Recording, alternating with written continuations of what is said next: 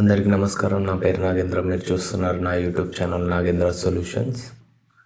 ఈ వీడియోలో term insurance అంటే ఏమిటి, టర్మ్ ఇన్సూరెన్స్లో యూజ్ చేసే టెక్నికల్ టర్మ్స్ ఏంటి అన్నది సింపుల్గా ఎక్స్ప్లెయిన్ చేస్తాను. ఇక్కడ టర్మ్ అంటే ఒక specified period are specified time అని అర్థం. టర్మ్ ఇన్సూరెన్స్ అంటే ఒక స్పెసిఫైడ్ పీరియడ్కి ఇన్సూరెన్స్ అని అర్థం. Term insurance pure risk related policy కాబట్టి పాలసీ హోల్డరు తీసుకున్న టైం పీరియడ్లో చనిపోతే మాత్రమే నామినీకి డెత్ బెనిఫిట్ అనేది ఇస్తారు. అదే పాలసీ హోల్డర్ తీసుకున్న టైం పీరియడ్ కంటే 1 డే ఎక్స్ట్రా బ్రతికినా కూడా ₹1 కూడా రిటర్న్ రాదనమాట. ఇక్కడ నామినీ అంటే పాలసీ హోల్డర్ ఇన్కమ్ మీద ఆధారపడి ఉన్న వాళ్ళు. జనరల్గా హస్బెండ్ ఇన్కమ్ మీద వైఫ్, పిల్లలు అండ్ అమ్మ నాన్న ఆధారపడి ఉంటారు. కానీ కొన్ని రేర్ సినారియోస్లో అన్నదమ్ముళ్ళు, అక్క చెల్లెళ్ళు, ఇంకా పిల్లనిచ్చిన అత్తామామలు కూడా ఆధారపడి ఉంటారు. సో పాలసీ తీసుకునే టైంలో వీళ్ళలో ఎవరినైనా నామినీగా పెట్టుకోవచ్చు. ఒకవేళ నామినీగా పెట్టడానికి ఎవరు లేరు, నీ ఇన్కమ్ మీద ఎవరు ఆధారపడి లేరు అంటే మీకు టర్మ్ ఇన్సూరెన్స్ అవసరం లేదు అని అర్థం. మళ్ళీ ఒకసారి చెప్తున్నాను, టర్మ్ ఇన్సూరెన్స్ ఎవరు తీసుకోవాలంటే నీ ఇన్కమ్ మీద ఎవరైనా ఫ్యూచర్లో ఆధారపడి ఉన్నారు అంటే వాళ్ళ కోసం. ఒకవేళ నీకేమన్నా అయితే వాళ్ళకేం ఇబ్బంది జరగకూడదని టర్మ్ ఇన్సూరెన్స్ తీసుకుంటాం. అదే నీ ఇన్కమ్ మీద ఎవరు డిపెండెంట్స్ లేరు అంటే నీకు టర్మ్ ఇన్సూరెన్స్ అవసరం లేదు అని అర్థం. టర్మ్ ఇన్సూరెన్స్ చాలా ఫ్లెక్సిబుల్గా ఉంటుంది. అంటే కస్టమర్కి ఎలా కావాలంటే అలా తీసుకోవచ్చు. ఎగ్జాంపుల్, ఒకవేళ మీరు 2 crore అమౌంట్కి ఎలిజిబుల్ అనుకోండి టర్మ్ ఇన్సూరెన్స్కి, కానీ మీకు 1 crore చాలు. సో మీరు 1 crore అయినా తీసుకోవచ్చు. నార్మల్గా టర్మ్ ఇన్సూరెన్స్ 100 years వరకు తీసుకోవచ్చు. కానీ మీకు 60 years వరకే కావాలి, లేదా 70 years వరకే కావాలి, లేదా 80 years వరకే కావాలి. సో మీ ఇష్టం వచ్చినట్లు ఎన్ని ఇయర్స్ కావాలనో అన్ని ఇయర్స్కి మాత్రమే తీసుకోవచ్చు. మీకు 10 to 20 years పేమెంట్ చేయడం ఇష్టం లేదు, 30 to 40 years వరకు పేమెంట్ చేస్తా అంటే ఓకే, అలాగైనా కానీ కట్టచ్చు. నేను ఇయర్లీ పే చేయలేను, సో మంత్లీ పే చేస్తాను, కొద్దిగా పే చేస్తూ ఉంటానంటే అలాగైనా ఓకే, మీ ఇష్టం. డెత్ బెనిఫిట్ నామినీకి లంసంగా వద్దు, రెగ్యులర్ ఇన్కమ్గా ఇవ్వండి అంటే అలాగైనా ఓకే. సింపుల్గా చెప్పాలంటే టర్మ్ ఇన్సూరెన్స్ మీకు ఎలా కావాలంటే అలా తీసుకోవచ్చు. అంతా బాగానే ఉంది. ప్రీమియం ఎంత కట్టాలి ఫస్ట్ అది చెప్పు అంటారు. ఒక హెల్తీగా ఉన్న 30 years పర్సన్కి 1 crore సమ్ అష్యూర్డ్, 75 years వరకు 10 years ప్రీమియం పేమెంట్ టర్మ్ అయితే 45,000 నుంచి 55,000 వరకు వస్తుంది. అంటే 10 years గాను మ్యాక్సిమం 4,50,000 నుంచి 5,50,000 పే చేస్తారు. ఇక్కడ పాలసీ హోల్డర్ 75 years వచ్చేలోపు ఎలాగైనా చనిపోతే, అది ఎలాగంటే న్యాచురల్గా కావచ్చు, ఏదైనా డిసీజ్ వచ్చి చనిపోవచ్చు, లేదా యాక్సిడెంటల్గా కానీ ఎలాగ చనిపోయినా 1 crore అమౌంట్ నామినీకి ఇన్సూరెన్స్ కంపెనీ పే చేస్తుంది అనమాట. అదే 75 years తర్వాత 1 day బ్రతికినా కూడా ₹1 కూడా రాదు. ఇక్కడ ఒక సింపుల్ ఎగ్జాంపుల్ చూద్దాం. మీరు మీ ఇంటి సెక్యూరిటీ కోసం ఒక బ్రీడ్ డాగ్ని పెంచుతున్నారు అనుకోండి. దానికి నెలకయ్యే మెయింటెనెన్స్ ఖర్చు 7,000 నుంచి 10,000 అవుతుంది. లేదు, ఒక సెక్యూరిటీ గార్డ్ని మీరు అపాయింట్ చేసుకున్నారు అనుకోండి, దానికి మినిమం 10,000 నుంచి 12,000 పే చేయాలి. ఇక్కడ ఈ కుక్ అయినా కానీ లేదా సెక్యూరిటీ గార్డ్ అయినా కానీ మీకేమన్నా అన్ఎక్స్పెక్టెడ్ జరిగినప్పుడు మీ ఫ్యామిలీకి ప్రొటెక్షన్ అనేది ఇవ్వరు, ఫైనాన్షియల్గా సెక్యూరిటీ అనేది ఇవ్వలేరు. అదే మీరు ఒకవేళ టర్మ్ ఇన్సూరెన్స్ కన్నా తీసుకున్నారనుకోండి, మీరు లేనప్పుడు మీ ఫ్యామిలీకి ఫైనాన్షియల్ సెక్యూరిటీ అనేది ఇస్తుంది. ఇక్కడ కుక్కకి అయితే సంవత్సరానికి 84,000, 7,000 పర్ మంత్ వేసుకుంటే 84,000 సంవత్సరానికి పే చేయాలి.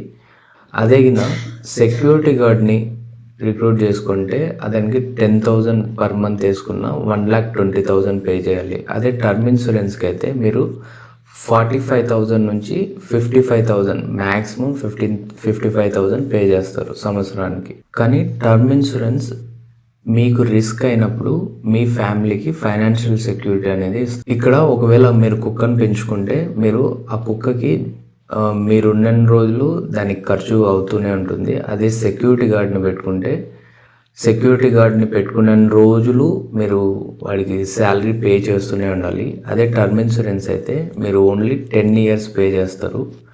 మీకు 75 years వరకు పాలసీ అనేది ఉంటుంది. ఇక్కడ కుక్కను ఎగ్జాంపుల్గా ఎందుకు తీసుకున్నానంటే మెజారిటీ కేసెస్లో జనరల్గా అందరూ ఇంటికి సెక్యూరిటీ పర్పస్ ఐదర్ కుక్కనన్నా వాడతారు లేదా సెక్యూరిటీ గార్డ్నన్నా పెట్టుకుంటారు. అందుకనేసే కుక్కని ఎగ్జాంపుల్గా తీసుకున్నాను. సో డాగ్ లవర్స్ దీన్ని తప్పుగా తీసుకోవద్దు. ఇప్పుడు టర్మ్ ఇన్సూరెన్స్లో యూజ్ చేసే టెక్నికల్ టర్మ్స్ గురించి ఎక్స్ప్లెయిన్ చేస్తాను. టర్మ్ ఇన్సూరెన్స్లో 2 ఆప్షన్స్ ఉంటాయి. ఒకటి ఆర్ఓపి, ఇంకొకటి ఎన్ఆర్ఓపి. ఆర్ఓపి అంటే ఒకవేళ మీరు ఎగ్జాంపుల్ 75 years వరకు పాలసీ తీసుకున్నారు. 75 years తర్వాత 1 day ఎక్స్ట్రా బ్రతికినా కూడా మీరు కట్టిన ప్రీమియం ఎక్స్క్లూడింగ్ ట్యాక్సెస్ మీకు రిఫండ్ చేస్తారు. అదే ఎన్ఆర్ఓపి అంటే మీరు 1 day ఎక్స్ట్రా బ్రతికినా కూడా మీకు 1 rupee అనేది కూడా రిటర్న్ చేయరు. సమ్ అష్యూర్డ్ అంటే ఇన్సూరెన్స్ అమౌంట్ అని ఆర్ ఇన్సూరెన్స్ కవరేజ్ అని అర్థం. ఇది కూడా మీరు డబ్బులు పే చేయగలరు కాబట్టి ఇష్టం వచ్చినంత తీసుకుంటాను, ఏదో 4 కోట్లు 5 కోట్లు అంటే అలా కాదు. మీ annual income into 20 to 25 times మీకు ఎలిజిబిలిటీ ఉంటుంది. పీటీ అంటే పాలసీ టర్మ్. మీకు ఎన్ని ఇయర్స్ వరకు పాలసీ కావాలి, 75 years వరకు లేదా 80 years వరకు లేదా 100 years వరకు అన్నది ఇక్కడ మెన్షన్ చేయాలి. పీపీటీ అంటే ప్రీమియం పేమెంట్ టర్మ్. అంటే మీరు ఎన్ని ఇయర్స్ ప్రీమియం పే చేస్తారన్నది ఇక్కడ మెన్షన్ చేయాలి. ఇక్కడ మీకు 3 ఆప్షన్స్ ఇస్తారు. ఒకటి సింగిల్ పే, ఇంకొకటి రెగ్యులర్ పే, ఇంకొకటి లిమిటెడ్ పే. సింగిల్ పే అంటే మొత్తం ప్రీమియం ఫస్ట్ ఒకే ఇన్స్టాల్మెంట్లో పే చేస్తారు. రెగ్యులర్ పే అంటే మీరు ఎన్ని ఇయర్స్ అయితే పాలసీ తీసుకుంటారో, ఎగ్జాంపుల్ 75 years పాలసీ తీసుకుంటే 75 years మీరు ప్రీమియం అనేది పే చేస్తారు. లిమిటెడ్ పే అంటే సింపుల్గా 75 years పాలసీ తీసుకుంటే 75 years కాకుండా మీ ఇష్టం వచ్చినన్ని ఇయర్స్ పే చేస్తారు. ఎగ్జాంపుల్ 10 years కానీ 20 years కానీ 30 years కానీ పే చేస్తారు. పేమెంట్ ఫ్రీక్వెన్సీ సింపుల్గా చెప్పాలంటే మీరు ఎలా పే చేస్తారు, నెల పే చేస్తారా, లేదా 3 నెలలకు ఒకసారి పే చేస్తారా, లేదా 6 నెలలకు ఒకసారి పే చేస్తారా, లేదా సంవత్సరానికి ఒకసారి పే చేస్తారా అన్నది ఇక్కడ మెన్షన్ చేయాలి. జనరల్గా ఏంటంటే ప్రతి ఒక్కరు సంవత్సరానికి పే చేయాలి. కానీ ఏ సంవత్సరం కాకుండా మిగిలిన ఏ ఆప్షన్ చూజ్ చేసుకున్నా ఇంట్రెస్ట్ అనేది ఛార్జ్ అవుతుంది. Even return of premium option select చేసుకున్నా కూడా ఈ ఇంట్రెస్ట్ పోర్షన్ అనేది మీకు refund claim pay out option. సింపుల్గా ఏంటంటే ఒకవేళ డెత్ జరిగితే నామినీకి ఎలా పే చేయాలి, ఇవి 3 ఆప్షన్స్ ఉంటాయి. లంసమ్ ఒకటి, రెగ్యులర్ ఇన్కమ్ ఒకటి, lump sum and regular income. Lump sum అంటే సింపుల్గా ఎంత అమౌంట్, ఎగ్జాంపుల్ మీరు 1 crore పాలసీ తీసుకుంటే 1 crore ఒకేసారి ఇస్తారు. రెగ్యులర్ ఇన్కమ్ అంటే పెన్షన్ లాగా నెల ఇంత ఇస్తారు. అదే లంసమ్ అండ్ రెగ్యులర్ ఇన్కమ్ అంటే సగం అమౌంట్ ఒకేసారి ఇస్తారు, మిగిలిన సగం ఏంటంటే నెల ఇస్తారు. ఏ ఆప్షన్ ఎప్పుడు యూజ్ అవుతుంది అనేది సింపుల్గా ఎక్స్ప్లెయిన్ చేస్తాను.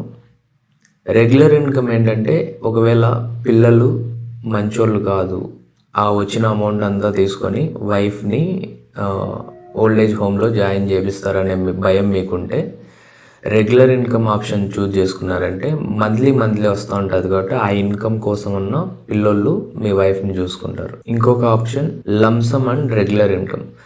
లంసమ్ అండ్ రెగ్యులర్ ఇన్కమ్ ఎప్పుడు చూజ్ చేసుకుంటారంటే మీకు కొద్దిగా అప్పులు ఉన్నాయి, సో ఆ అప్పులు ముందు తీర్చాలి కాబట్టి ఒక లంసమ్ అండ్ రెగ్యులర్ ఆప్షన్లో సగం లంసమ్గా ఇస్తారు, ఆ అమౌంట్తో అప్పులు తీర్చుకుంటారు, మిగిలిన సగము పెన్షన్ లాగా వస్తుంది. జాయింట్ లైఫ్ ఆప్షన్, ఇది సింపుల్గా ఏంటంటే హస్బెండ్ అండ్ వైఫ్ ఇద్దరు కలిపి ఒకేసారి పాలసీ తీసుకుంటారు, లైక్ బ్యాంక్లో జాయింట్ అకౌంట్ లాగా. ఇది నా ప్రకారంగా వేస్ట్ ఆప్షన్. ఎందుకంటే ఫస్ట్ డెత్ జరిగినప్పుడు ఓన్లీ 20% అమౌంట్ పే చేస్తారు, సెకండ్ డెత్ జరిగినప్పుడు రిమైనింగ్ 80% అమౌంట్ అనేది పే చేస్తారు. సో మీరు ఎగ్జాంపుల్ 1 crore పాలసీ తీసుకున్నారు, హస్బెండ్ అండ్ వైఫ్ ఇద్దరిలో ఎవరో ఒకరు ఫస్ట్ చనిపోయారు అనుకోండి, వాళ్ళకి ఫస్ట్ 20 lakhs మ్యాక్సిమం ఇస్తారు, రిమైనింగ్ 80 lakhs ఏంటంటే సెకండ్ పర్సన్ చనిపోయినప్పుడు ఇస్తారు. సో మోస్ట్లీ టెక్నికల్గా చూస్తే ఇది వేస్ట్ ఆప్షన్. దీనికంటే బెటర్ ఏంటంటే ఇద్దరు ఇండివిజువల్ పాలసీస్ తీసుకోవడం బెటర్. ఒకవేళ వైఫ్ హోమ్ మేకర్ అనుకోండి, అలాంటి సిచ్యువేషన్స్లో ఏంటంటే హస్బెండ్ ఇన్కమ్ ప్రూఫ్ని బేస్ చేసుకొని హస్బెండ్ యొక్క సమ్ అష్యూర్డ్లో 50% వరకు వైఫ్కి పాలసీ ఇష్యూ చేయొచ్చు. ఎగ్జాంపుల్ ఏంటంటే హస్బెండ్కి 1 crore పాలసీ ఉందనుకోండి, 50 lakhs పాలసీ వైఫ్కి ఇష్యూ చేయొచ్చు. ఇంక్రీజింగ్ కవరేజ్ పాలసీ సింపుల్గా ఏంటంటే ప్రతి ఇయర్ ఎంతో కొంత సమ్ అష్యూర్డ్ అనేది ఇంక్రీజ్ అయ్యేలాగా చూజ్ చేసుకోవచ్చు. దీంట్లో 3 ఆప్షన్స్ ఉంటాయి. ఒకటి మాన్యువల్ ఇంక్రీజ్, రెండోది automatic increase, third one life stage option. Manual increase అంటే ఏంటంటే ప్రతి ఇయర్ ఎంతో ఒక అమౌంట్ ఇంక్రీజ్ అవ్వాలి ఇన్ని ఇయర్స్ వరకు అన్నది మీరు సెట్ చేసుకోవచ్చు. ఆటోమేటిక్ ఇంక్రీజ్ ఏంటంటే ప్రతి ఇయర్ ఇన్ఫ్లేషన్ రేట్ని బేస్ చేసుకొని ఆ సమ్ అష్యూర్డ్ అనేది ఇంక్రీజ్ అవుతూ ఉంటుంది. ఈ రెండిట్లో ఏంటంటే సమ్ అష్యూర్డ్ ఎంత ఇంక్రీజ్ అవుతుందో అంత అడిషనల్ ప్రీమియం మీరు పే చేయాల్సి వస్తుంది. ఇక్కడ మీకు క్లారిటీ అనేది ఉండదు కాబట్టి బెటర్ ఈ ఆప్షన్స్ని చూజ్ చేసుకోకండి. ఇంకొకటి థర్డ్ ఆప్షన్ వచ్చేసి లైఫ్ స్టేజ్ ఆప్షన్. ఇదేంటంటే మీకు మ్యారేజ్ అయినా లేదా పిల్లలు పుట్టినా లేదా హోమ్ లోన్ తీసుకున్నప్పుడు ఒక సమ్ అష్యూర్డ్ అనేది ఇంక్రీజ్ చేసుకునే ఆప్షన్ ఉంటుంది. కానీ ఎప్పుడైతే మీరు సమ్ అష్యూర్డ్ ఇంక్రీజ్ చేసుకుంటారో అప్పుడు కూడా మెడికల్స్ అనేది ఫిట్ అవుతాయి.